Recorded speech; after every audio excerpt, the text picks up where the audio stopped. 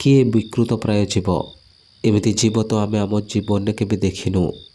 मुखिया महाशय कहले ये हूँ ब्रह्म राक्षस।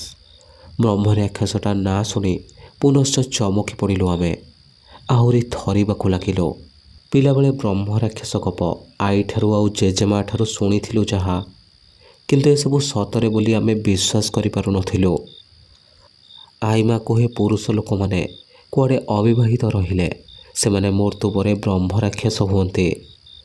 महेश डर मते जाबुड़ी धरी थाए। मुखिया महाशय आमको सांत्वना दे कहिले से किछि करि परिबनी, खाली डरेइब जहाँ।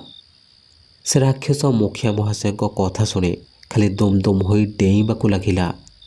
से जामुकुली गछरु चाकुंडा गछ, चाकुंडा गछरु कृष्णचूड़ा गछ, कृष्णचूड़ा गछरु आंब गछ, आंब गछरु पणस गछ खाली भूस होई डेइला। रास्ता सारा खाली डालपत्र पड़े बाट अवरोध होउथाए। डेई डेई जीवा कष्टकर व्यापार होउथाए आम पाई।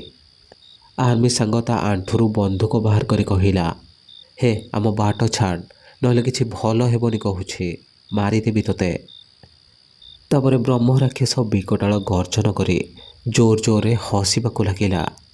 से हस शुणी आमको लागुथिला जेमिति कान फाटी जाउछि। किछि समय पई कान पूरा स्तब्ध होईगला। से सेमिति जोर रे हसिबाकू लागिथाए। गछरु खाली डालपत्र भांगे आम उपरको आक्रमण करिबाकू लागिला। बापरे कि आक्रमण! सबु डालपत्ररु निजको